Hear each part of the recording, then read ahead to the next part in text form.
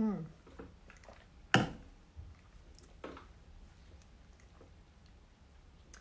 Bintu Agne, hi, how are we? How are we? Nice to see you. Happy Friday, everybody. TGIF. How glad are we all that it's Friday. Hi from Newfoundland, Canada. That's wonderful. I love that. I love that so many people are able to join from all different parts of the world and that we're able to gather here and go into the weekend, I hope, inspired, elevated, feeling as though we're in community, connected. I love that. Oh, Shriver Liz. I'm a Shriver too. Hi, Shriver Liz. Nice to know that. Hi from Boston. Oh, great. Hi from Ottawa, Canada. Hi from freezing Connecticut. Hi from Michigan. Love Michigan. Love. It's rainy here in LA. No sunny LA. Rainy, cold.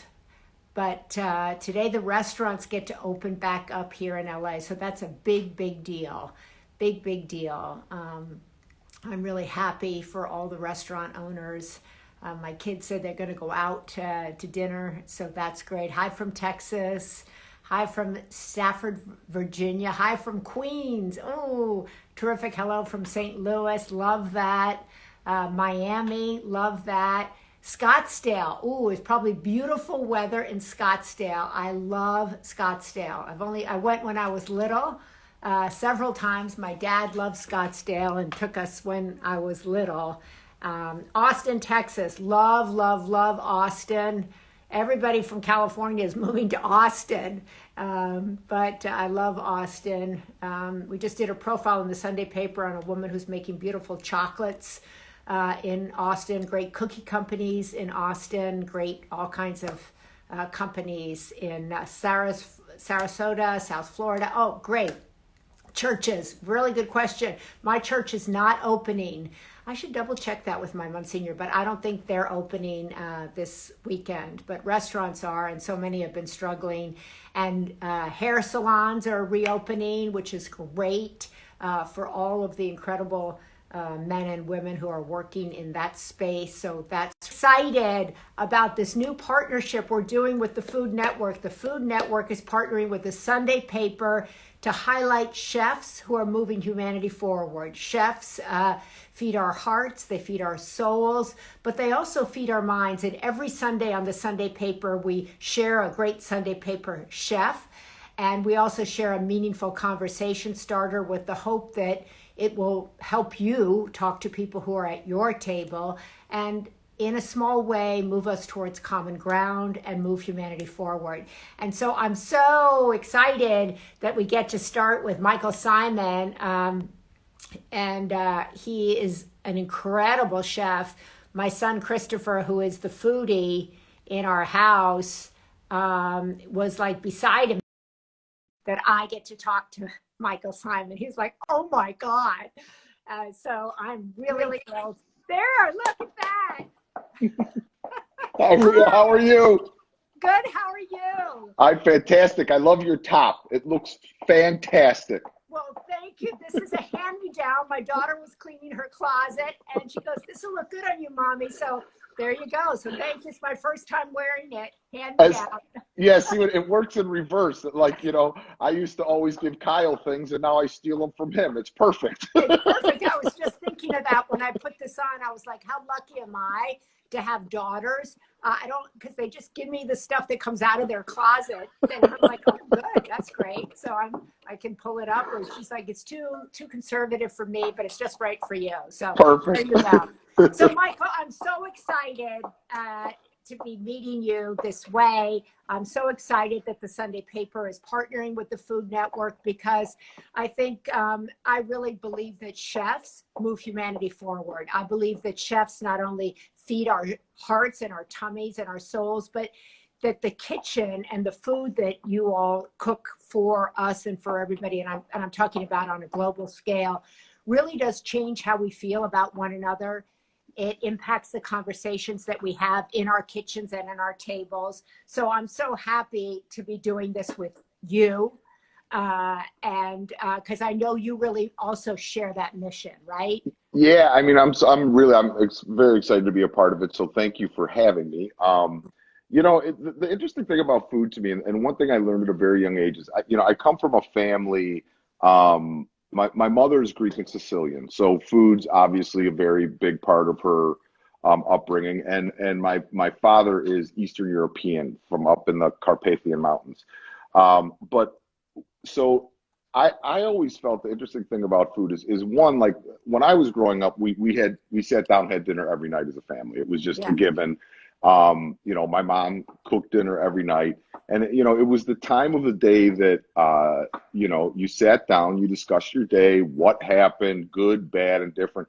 I used to say, when you have a Greek Sicilian mother, at the table, we would laugh, scream, and cry, but that could be any emotion. All those are kind of the same. Like, it's very hard to tell Same which with one is Irish different. people. Yes, Laugh, scream, cry, throw something, get all out. the same. Yeah, everything's the same.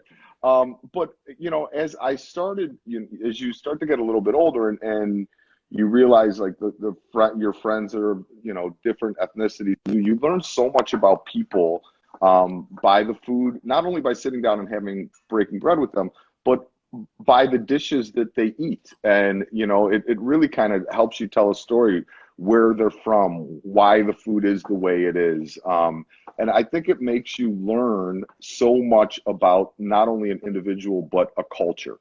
Yeah. And I always thought that was one of the things that was so magical about food.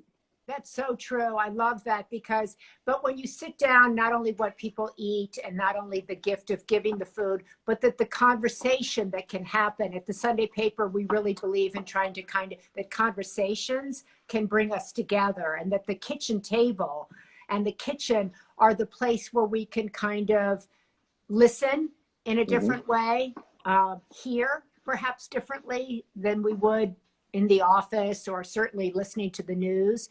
How Right. have you seen people, Michael, come together in the kitchen at the table through food? Well, it's funny, like with all the politics and everything else these days, I came from a family where my mom and dad had different political opinions, and they used to talk about it all the time. But it was never a place where they would yell or scream about it. They would discuss it Yeah. and agree to disagree, and I think that was one of the great things about the table. I think one of the things that's, hard sometimes in life nowadays is we don't always agree to disagree. And I think the closer we get to that, probably the quicker that we'll heal as a country and heal as individuals. And we just, not everybody's right and not everybody's wrong. Life doesn't work that Right. way. You're right and you're wrong often, and you have to listen to other people's opinions to get there. And I, like everybody else, I've been at fault with that too. You just you get Yeah. stuck in your own head sometimes, and you just want to believe that you're always right, and that's just Yeah. not reality. Well, I love that you said your parents had different political opinions. Our kids grew up with a dad who was Republican and a mom who was a staunch Democrat, and from a very Democratic family. And so they heard families with different points of view and people with different points of view, but it was always respectful. It was 100%. always interesting. It was always like, that's a good point. I could learn from that. I could evolve from that. And there are always things, and I learned a lot because I served as a Democratic First Lady in California in a Republican administration. So I had to check my bias at the door. And I ended up eventually re-registering as an independent, because I thought, really the way forward, how we move humanity forward, is by dropping labels and trying to listen in a different way and hear in a different way. And that's always been the mission of the Sunday paper, right? To inspire hearts, open minds, nurture souls, and move us forward. Now, I cannot cook. I cannot I don't cook. believe it. I don't believe it. I swear to God. My son, Christopher, he's an incredible chef. Yeah, your kids love food. Yeah. Oh, I love food. I love food. And when you were saying you learn a lot about a person by what they eat, I think, what do you learn about someone who loves potato skins or who loves comfort food? That you have. Are you going to cook for us? You're doing chicken wings or something, or are you? Well, we Well, put we some have the chicken wings. recipe. Yeah, we put some chicken wings up Great. For on Super the Bowl. Food Network app for the Super Bowl. There's something that Great. we did on Food Network Live, I think, that really work well. They're easy for people. Like, believe me, I am someone that loves the fried chicken wing. But we did a baked version because it's a little bit easier to do at home. You don't have to figure out what to do with the oil. But we showed you how to do a version that gets super crispy, like a fried one. But as opposed to being fried, it's baked. So, So that's like if healthier for you. yeah, allegedly.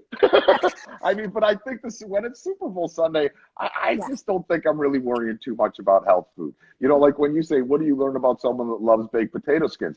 To me, I say, "Oh, that's somebody that's very fun." You know, someone Oh, that's going to eat a loaded potato skin. They're a fun person. You know, you know that they're ready to have a good time, and that's what life is about. I love that. I'm gonna use that because I eat potato skins, pigs in a blanket, chips and guac. My kids are always like, "You're so unhealthy," and now I'm gonna say I'm just fun. I'm I'm just just fun. fun, exactly. Life is fun. Life, we're here to move each other forward. We're here to listen. We're here to gather. Now, I know you're a restaurant owner, and I was just talking before you came on, Michael, that here in Los Angeles, all the restaurants have been closed, and today they're opening back up. We've um, changed our standing, so to speak, in the state. Yeah. I know you had to close a restaurant. How has this pandemic been for you as a restaurant owner, and what advice do you have for political leaders who open them, close them, tell them You to put know, it outside, don't tell them to put it outside? it's been a hard time, and I think we have restaurants all over. We have restaurants in Ohio, Vegas, Atlantic City, Philly, DC, and in Pennsylvania. So we're seeing how it's being handled differently throughout the country. Yeah. And I truly believe is in Ohio, Governor DeWine is the person in Ohio that leads the charge, and he's done the best job that he knows how to. Like, everyone's trying to do their best, and that's what I try to tell people all the time. When other chefs and restaurateurs and people like sometimes get frustrated, whether you're in New York and the rules are one way, or Ohio the rules are another, or Vegas another. Everyone's doing what they feel is best for their community. The It's been incredibly difficult. I mean, we closed Lola, which my wife and I opened Lola 24 years ago. Wow. And we were fortunately profitable and successful for 24 years. And because due to the pandemic, we closed it for good. And to see it end that way was heartbreaking. It was heartbreaking for me, for Liz, for our partner Doug, for our staff, for people. It just all the way around incredibly heartbreaking. But um, you kind of go through this wave of emotion. You're upset, you're angry, you're sad, you're all these things. Yeah. But you realize that everyone's dealing with the same things that you're dealing with, and everyone's trying to do their best job to get through a territory that has been uncharted. It's an uncharted territory.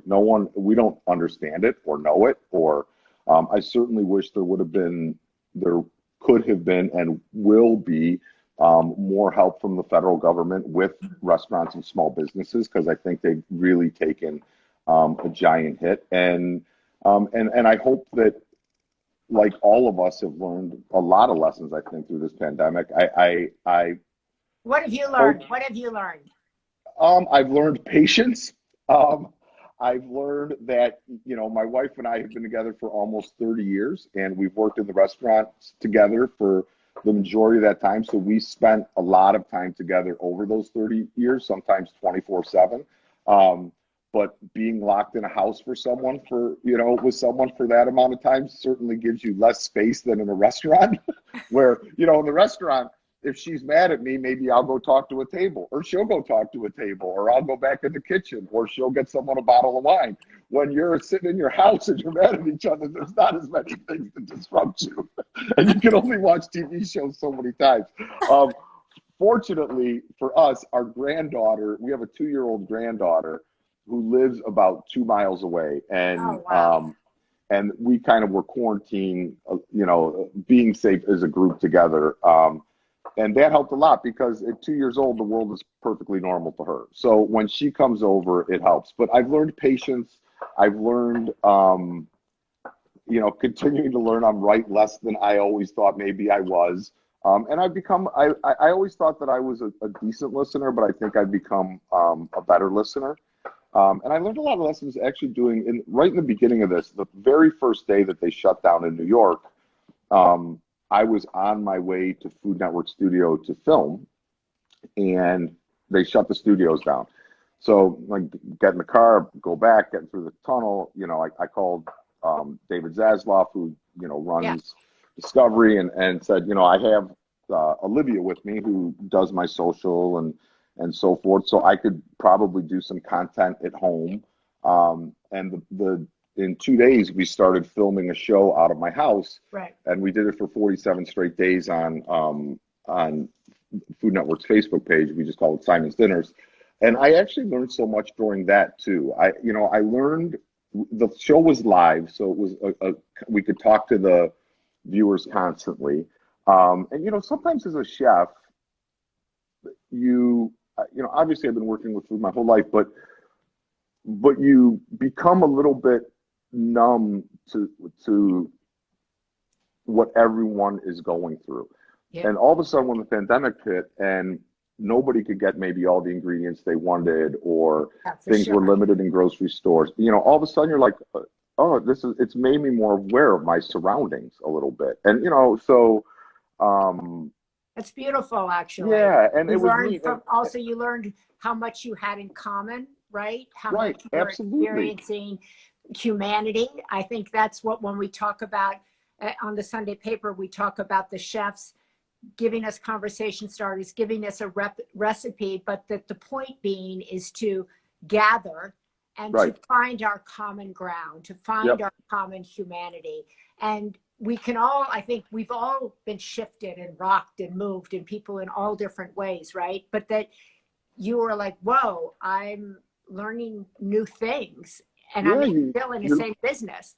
exactly. And it was like funny because people was like, "Oh my God, you're doing this every day. It's like my relief. It helps me so much." And I told all of them, it's helping me as much as it's helping you. It's like it's helping give me clarity, and to be on here every day and doing something that I love to do, and seeing people cooking along with you, and not being so chef like, a lot of times as a chef, like whatever, people go, could I substitute this for that? And you're like, well, I gave you the recipe. Why are you substituting? But then you start realizing, oh my gosh, of course you can. Like, we can't find everything that we want now, and I'm like, oh, you don't have, whatever, cannellini beans, use kidney beans, use chickpeas, use whatever. Like, we're going to get through this. It's okay, and it kind of regrounded me, I think. Not only not as a chef, but as a person. It makes you realize how fortunate you are. It makes you realize how tough some people have it in many different manners. It doesn't have to be financially. It could be in a lot of different ways with, things they can eat, can't eat, allergies, this, that, the other thing. But like doing that show live like that and having that rapport with the viewer, that immediate response, I think it was a great learning experience for me. I think also I was talking to a business owner the other day, and he said to me, I learned how really unimportant I am, actually. He said, I learned that my business went on whether I came in the office or not. I learned that the people who worked with me had it in ways that I didn't know before. I learned a lot more about people who I'd been working with my whole life that I didn't know about their lives. I didn't know about their lives. So, and I think that many people have seen food in a different way during this pandemic. We see the food lines going into the food pantries, food banks all over this country. We see chefs feeding healthcare workers. We see families gathering. I've spoken to a lot of particularly guys who find themselves at home for the first time saying, I'm eating at the table every night as a family, and I haven't done that in 5 years or 10 years, or I'm helping cook dinner and I wasn't doing that before. So roles have shifted. And so really, I know we are always hearing that we're so divided, and I see that in the numbers, but I don't believe it in my heart. I don't either. I think that if you go to extremes on either side, there's divisions. I mean, it is what it is. But like when I look at all my friends that I grew up with, I have friends for 40 plus years, and we all have different opinions on things. We all still get along. We're all still best friends. We argue, we fight, we disagree, but at the end of the day, we hug each other and we love each other like we always have, and we all have each other's backs. And Beautiful. and I think that's how people are in general. I think sometimes, the media wants to focus on the extreme as opposed to all the great stuff that's happening in the middle. That's why I love what you're doing, because you're focusing on the good. It's easy to focus on the bad. It's people want to. Unfortunately, it's we're all guilty of it, myself included. You get on your computer or on your phone, you always click on the story that's like, wow, oh my gosh, are you kidding me? But I think what you just said, Michael, is so important, that it's easy to focus on the bad. People think, oh, it's easy, or it's Pollyannish, or it's naive to focus on the good. It's really hard to stay above the noise. It's really hard to find voices that want to move us forward and who want to also be above the noise. And so it's not, it takes concentrated intention and focus and mission, because it's easy, as you say, to go get someone who'll scream and yell, and you'll get a lot of people and everybody like, oh my God, oh my God. But to kind of do the steady work, to stay the course, to look at it as a marathon, right? Yeah. And to find people who are using their voices to lift others up. That's the space that I think the majority of us want to be in. And it's the space that the media doesn't focus on that much. And that's why I'm so glad to be talking to you, to be partnering with the Food Network, to elevate the voice of the Sunday paper and elevate the voices of people all across this country, of all ages, by the way, and all political parties who want to rise above and say, come on, let's find our way forward. Let's, I always say, gather in the open field. Let's eat together, laugh together, respectfully disagree, and be there for one another. Yeah, because I think the majority of people will, if the majority of people see someone in need, they're going to help that person in need. Yeah. And for anyone to think differently just because, of religion or politics or whatever, it's just, I don't see that being the truth. Like, you see someone laying on the ground in pain, you intuitively, most people are going to go over and help that person. And that's really what it's all about. We're all sinners and we're all saints in progress, but we're not all chefs. We're not all chefs. But you all could be. You all could be. Okay. We're going to put Michael's recipe in the Sunday paper, and we can all try it. We can all, even those of us that don't cook. I do make birthday cakes. I do cut those, cookies that come, where you just cut them up and cookie I and serve soup. them. I'm that kind of a chef. I'm that kind of a cook. But that's one of my New Year's resolutions, is to, kind of pick it up in the kitchen, pick it up. So I'm so glad to be in connection now with you. I'm going to try your recipe. Please do. Try it. There's a lot of easy ones out there, whether they're on, the app, the Food Network app, Food Network shows, the Discovery Plus. There's so many things out there. I think that you could find something that's just right and perfect for you. You know what I'm going to do?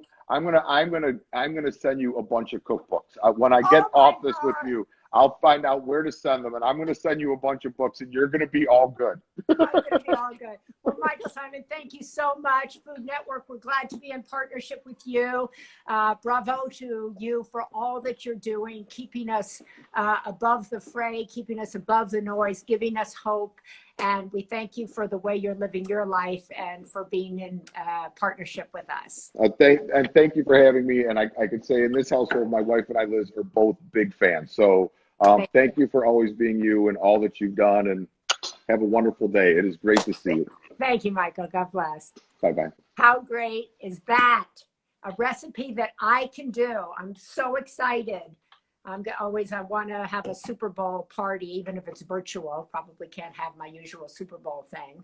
I'll have to eat all the pigs in the blanket and the chicken wings myself, but that's okay. But anyway, we're super glad at the Sunday paper to be partnering with the Food Network to highlight chefs who are moving humanity forward, who are helping us gather and find common ground. So if you don't subscribe to the Sunday paper, please do.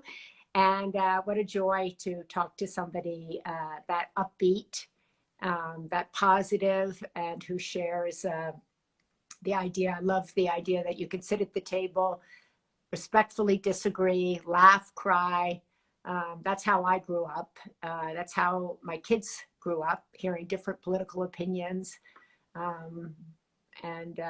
Everybody got up and then went in the room and played a game. So that's the mission. That's the vision of the open field. That's the mission of the Sunday paper. It's to inspire your heart, open your mind, nurture your soul, publish news and voices that rise above the noise, and whose mission is to move humanity forward, one person, one story at a time, right out into the open field. So join us, be in community with us, and let's make it better out there. Let's make it better out there for everyone. We all need it better out there. So what recipe? The recipe will be in the Sunday paper. It's chicken wings, and I don't know how to make it, but he does, and he'll explain it, and it's in the Sunday paper along with so many other great recipes. So Stephanie Conley, I'm a proud believer in that mission. Good for you, Stephanie. Thank you for being a proud believer in that mission, as am I. Yeah, I mean, really, I'm at the point in my life where, like, what else is there, right? If we're not here to raise each other up, why are we here? We're here to do that specifically. So, and don't ever doubt your power to do that, because certainly every single one of us are here for a specific reason, and we're all here to help each other out. Really, truly, 100%. So have a great weekend, TGIF, and God bless. Take care. Bye-bye. I don't, there.